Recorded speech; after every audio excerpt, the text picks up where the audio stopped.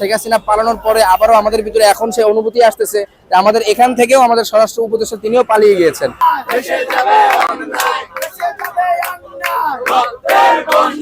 আমরা তাদেরকে ক্ষমতায় বসিয়েছি তারা যেন জনতার কাতারে নেমে যেন জনতার কথা শুনতে পারে, কিন্তু এখন যদি ক্ষমতায় বসে যদি তারা জনতার কথা শুনতে নারাজ হয়, জনতার কথা শুনতে না চায়, সেক্ষেত্রে আমরা বলবো যে ক্ষমতা না জনতা একটা স্লোগান ছিল, ওই স্লোগানের যে হলো বিপরীতমুখী যে একটা ব্যাপার, যে ক্ষমতা ক্ষমতা আওয়ামী লীগ যেটা করেছিল, তো আমরা এখন সেটার একটা দৃষ্টান্ত আজকে দেখতে পেলাম।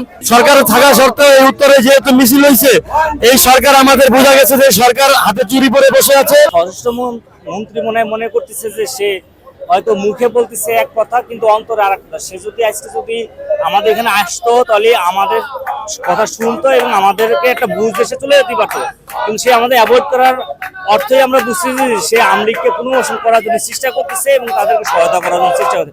এটা আমরা মনে করবো। সে যদি আজকে আসতো আমাদেরকে একটা আশ্বাস দিত যে না, আওয়ামী লীগ যা করছে এটা আমরা আইনগতভাবে প্রতিবাদ করবো। বান্ডেল থাকলে প্রতি সেনমানিতে টাকা বাঁচবে। বিকাশ সেনমানি বান্ডেল কিনে জিতুন প্রতি লেনদেনে। তাদেরকে আইনের আওতায় আনবো, তার কাছে আমরা এতটুকু আশা করছিলাম। সেইভাবে পালিয়ে যাতে আমরা এতে পুরোই হতাশ হয়েছি। পুরো শহীদ পরিবার এবং যারা জুলাই আগস্টে যারা শহীদ হয়েছে, আমরা পুরোই হতাশ হয়েছি যে স্বরাষ্ট্রমন্ত্রী একজন সে আসবে, আমাদের কাজটা বুঝের কথা দেবে, তা না বলে সে আমাদের আমাদের এড়িয়ে চলে গেলেন। আসলে যদি বলি ব্যাপারটাকে আমরা খুবই লজ্জাস্কর একটা ব্যাপার হয়েছে এবং আমরা বলবো যে আমাদের সাথে এক প্রকার প্রহসন করা হয়েছে। আলটিমেটলি যদি বলি, উত্তরাতে যে সমস্ত ছাত্র সমাজ যারা হলো গিয়ে রক্ত দিয়েছে, যাদের ভাইরা রক্ত দিয়েছে, যাদের বোনরা রক্ত দিয়েছে, তারাই আজকে হলো এখানে হলো গিয়ে প্রতীকী মিছিল এবং প্রতীকী লাঠি মিছিল নামে একটি কর্মসূচি দিয়েছিল। এবং পরবর্তী সময় আপনারা জানেন যে স্বরাষ্ট্র উপদেষ্টা উত্তরাতে 4টি থানাতে ভিজিট করার কথা ছিল, তো সেখানে 3টি থানাতে তারা হলো ভিজিট করেছে তিনি, এবং একটি থানা যেই থানার সামনে আমরা রয়েছি, উত্তরা পূর্ব থানা, তো আমাদের কিছু দাবি ছিল। তো আসলে তিনি এখানে দেখা না করেই এক প্রকার ওয়ান কাইন্ড অফ আমরা বলবো যে তিনি এখান থেকে পালিয়ে গিয়েছেন। তো আমাদের হলো গিয়ে শেখ হাসিনা পালানোর পরে আবারও আমাদের ভিতরে এখন সেই অনুভূতি আসতেছে যে আমাদের এখান থেকেও আমাদের স্বরাষ্ট্র উপদেষ্টা তিনিও পালিয়ে গিয়েছেন। আসলে আমাদের দাবিগুলো তো অন্যায্য না এবং আমরা তো কোনো অযৌক্তিক দাবি নিয়ে আসিনি।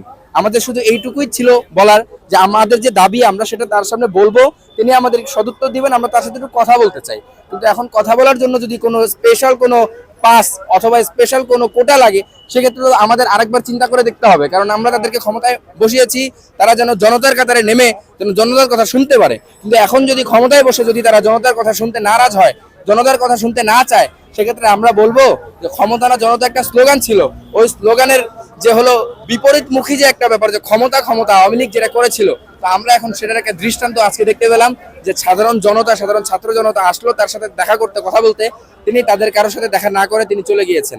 আমাদের এই সরকার আমাদের অনেক ইচ্ছা আকাঙ্ক্ষা নিয়ে গঠন করা হয়েছিল, কিন্তু আজকে স্বরাষ্ট্র উপদেষ্টার নাকি 4টা থানা ভিজিট করার কথা ছিল, কিন্তু তিনি নাকি একটা থানা ভিজিট করে আবার চলে গিয়েছিল। তাহলে কি 5 মিনিট সময় হয় নাই? আমাদেরকে অন্তত আশ্বস্ত করতো, আমাদের সাথে 5টা মিনিট কথা বলতো। গতকালকে আমরা দেখতে পেরেছি যে উত্তরায় যে আন্দোলনের যে একটা বাংলাদেশের মধ্যে আন্দোলনটা হটস্পটের মধ্যে একটা অন্যতম জায়গা হচ্ছে আমাদের উত্তরা। আমরা দেখতে পারি যে উত্তরায় গতকাল আওয়ামী লীগের একটি বিশাল বড় মিছিল সংগঠিত হয়েছে। তো আমার কথা হলো হয়তো বা ভোরবেলায় আন্দোলন সংগঠিত হয়েছে, আইন শৃঙ্খলা পরিস্থিতি ওরকম তৎপর ছিল না, কিন্তু এই পদ থেকেই তো আসামি, এই পদ থেকেই তো হত্যার আসামি। তাহলে কেন তারা কিভাবে ওপেনে মিছিল করে? আমাদের আইন শৃঙ্খলা বাহিনী কি করে? আমাদের বর্তমান সরকার কি করে? এই উত্তরে যে আইন শৃঙ্খলা আওয়ামী লীগের এত বড় একটা মিছিল, এটা আমাদের জন্য খুবই লজ্জাজনক, এটা এই সরকারের জন্য লজ্জাজনক। আমাদের এই প্রতিজন সরকার থাকা সত্ত্বেও এই উত্তরে যেহেতু মিছিল হয়েছে, এই সরকার আমাদের বোঝা গেছে যে সরকার হাতে চুরি পরে বসে আছে। এই সরকারকে আমরা একটা কথাই বলবো, আমরা যেহেতু এই সরকার গঠন করতে পারি, এই সরকারকে প্রত্যেকের চেয়ার থেকে নামিয়ে দিতে পারি।